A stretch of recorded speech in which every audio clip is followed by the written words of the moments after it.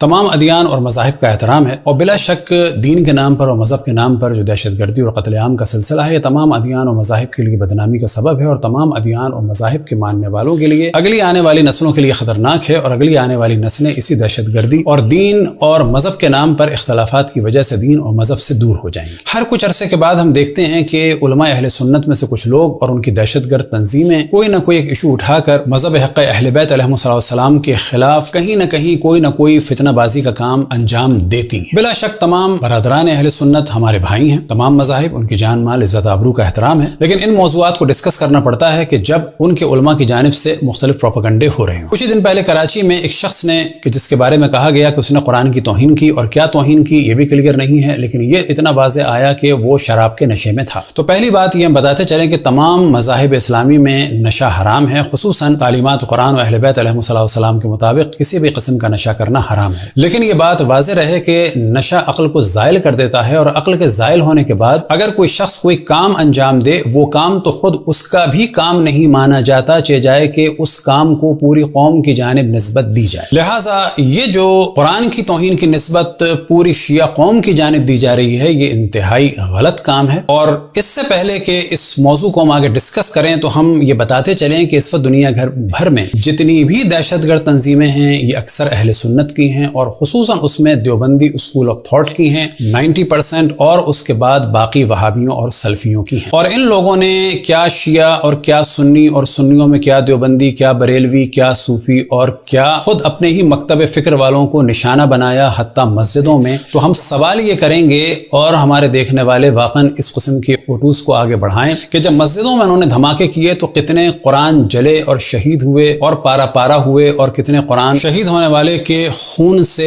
کس طرح سے خون آلود ہوئے۔ تو کیا یہ کہا جا سکتا ہے کسی بھی دہشت گرد تنظیم کو کہ یہ قرآن کے خلاف ہیں؟ گو کہ ان کا عمل قرآن کے خلاف ہے، لیکن کیا تمام مفتیان اہل سنت اور خصوصاً مفتیان دیوبند کو کہا جا سکتا ہے کہ یہ قرآن کے خلاف ہیں؟ گو کہ ان کا عمل بہت ساری جگہ پر، ہم ہمیشہ نہیں کہتے، بہت ساری جگہ پر قرآن کے خلاف ہے۔ اب قرآن جلانا بلا شک غلط کام ہے، لیکن اس کو غلط بتایا ہے اہل بیت علیہم السلام نے، اور خصوصاً جو قرآن جلانے کا شور کر رہے ہیں ان کے بزرگوں نے تو قرآن جلائے ہیں، اور ان کے یہ چیز نارمل تھی۔ یہ جو قرآن کو دریا میں ڈالنے کا حکم ہے، یہ جو قرآن کو ادب کے ساتھ دفنانے کا حکم ہے، یہ تو اہل بیت علیہم السلام سے ملا ہے، ورنہ قرآن کو نیزوں پہ اٹھانا اور جلانا یہ تاریخ میں معمول رہا ہے۔ تو پہلے ایک موضوع ڈسکس کر دیں کہ قرآن اللہ سبحانہ و تعالیٰ نے نازل فرمایا، وہی اس کی حفاظت فرمائے گا، اور یہ کہ اس قرآن کو رسول اللہ صلی اللہ علیہ وسلم نے بحکم خداوند تبارک و تعالیٰ جمع کیا۔ یہ بڑی عجیب بات ہے، کبھی رسول اللہ صلی اللہ علیہ وسلم کو ہذیان کی نسبت دی جاتی ہے، تو کبھی یہ کہا جاتا ہے کہ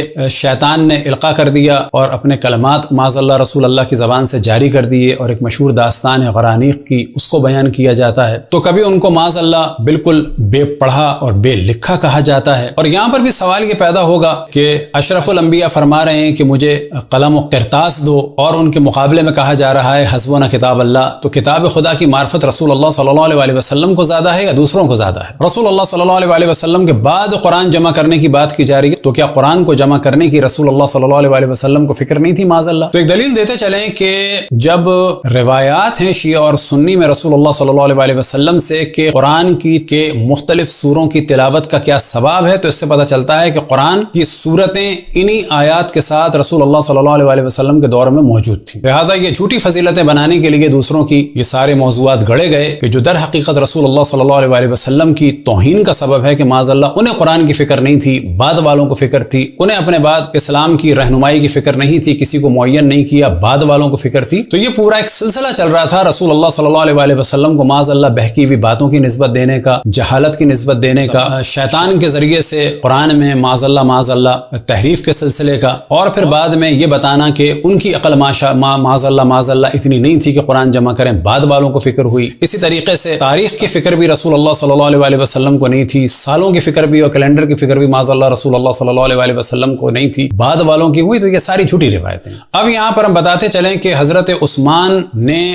قرآن جلوائے، اور صحیح بخاری میں اس کا ذکر ہے، اور یہ بھی بتاتے چلیں کہ ایک مشہور موضوع ہے اہل سنت کے درمیان کہ قرآن 7 حروف پہ نازل ہوا، اور اس کے لیے وہ کہتے ہیں کہ 7 حروف سے مراد 7 قرأتیں۔ تو سوال یہ پیدا ہوتا ہے کہ حضرت عثمان نے جب قرآن کو ایک کیا تو کیا قرآن کئی طریقے کے تھے؟ تو کہتے ہیں کہ جی وہ مختلف قرأتوں میں تھے۔ تو سوال یہ پیدا ہوتا ہے اگر اللہ سبحانہ و تعالیٰ نے 7 حروف یعنی 7 قرأتوں پہ قرآن کو نازل کیا تو کیا معاذ اللہ اللہ سبحانہ و تعالیٰ نے غلطی کی جو بعد میں حضرت عثمان نے اس غلطی کو صحیح کر دیا؟ اگر اللہ نے 7 حروف اور 7 قرأتوں پہ قرآن کو نازل کیا تو ان کو کیا ضرورت تھی ان قرآنوں کو ختم کرنے کی اور ڈسپوز کرنے اور پھر ایک قرآن کو نافذ کرنے؟ یہ سوال ہے، کیونکہ ان کا یہ نظریہ ہے کہ قرآن 7 حروف پہ نازل ہوا۔ اب ہم دیکھتے ہیں صحیح بخاری جلد نمبر 6، ترجمہ ہے مولانا محمد داؤد راز صاحب کا، اور صفحہ نمبر ہے 452 اور 53 کے بیچ میں، اور روایت کا نمبر ہے، حدیث کا نمبر ہے 4987، اور یہاں پر پورا یہ موضوع ہے کہ جناب حذیفہ یمان نے فرمایا جناب عثمان سے کہ جی مجھے فکر ہے کہ قرآن اس طرح سے تحریف نہ ہو جائے جیسے یہودی و نصارہ کا ہو گیا، اس کو آپ پوز کر کے پڑھ لیں۔ اور آخر میں جو ہے کیا ہوا کہ انہوں نے کہا کہ جی ایک نسخہ بنایا جائے اور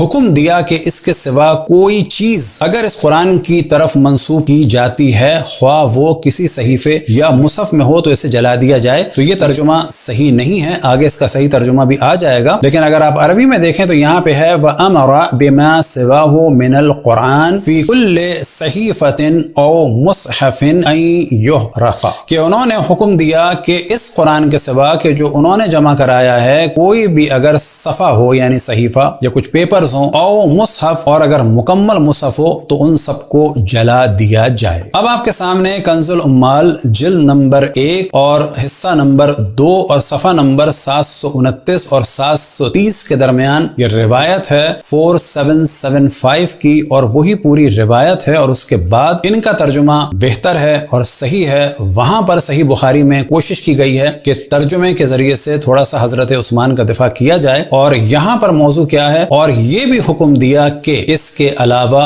جو صحیفے یعنی کچھ پیپرز ہوں یا مکمل مصحف شریف جہاں ہو وہ جلا دیے جائیں۔ تو یہاں سے پتہ چلا کہ قرآن کو جلانے کی سنت حضرت عثمان سے شروع ہوئی۔ ہمارے نزدیک قرآن جلانا بلا شک توہین ہے، لیکن یہ جو قرآن کی توہین کا شور مچا رہے ہیں ہمارے خلاف، ان کے نزدیک قرآن جلانا توہین کا سبب نہیں ہے۔ یہ بات بہت واضح ہے۔ ہمارے نزدیک ہے قرآن جلانا توہین کا سبب۔ ہم کہتے ہیں قرآن کو دریا میں یا سمندر میں یا کسی جگہ دفن کر دیا جائے، آپ نہیں کہتے یہ شور نہ کریں۔ ساری دنیا کو آپ لوگوں نے اس وقت دہشت گردی کی وجہ سے ڈسٹرب کر دیا ہے۔ جہاں جہاں اس وقت اسلام سے نفرت ہے وہ آپ ہی کی دہشت گرد تنظیموں کے ذریعے سے ہے، چاہے وہ القاعدہ ہو، طالبان ہو، چاہے طالبان پاکستان کے ہوں، چاہے افغانستان کے ہوں، چاہے بوکو حرام ہو، چاہے سپاہ صحابہ ہو، چاہے لشکر جنگوی ہو، چاہے القاعدہ ہو، چاہے الشباب ہو، اور چاہے ریاض الصالحین ہو۔ یہ جتنی جماعتیں ہیں ان کی وجہ سے اس وقت تمام دنیا کا ماحول خراب ہے، چاہے وہ انڈیا کا ہو چاہے کہیں اور کا ہو۔ جس طرح سے انڈیا میں گائے کے نام پر سپاہ گائے نے پرابلم کیا ہوا ہے، پاکستان میں سپاہ صحابہ اور اسی قسم کی دیگر جماعتوں نے یہ پرابلم کریٹ کیا ہوا ہے۔ بس گزارش ہے ہماری کہ ایک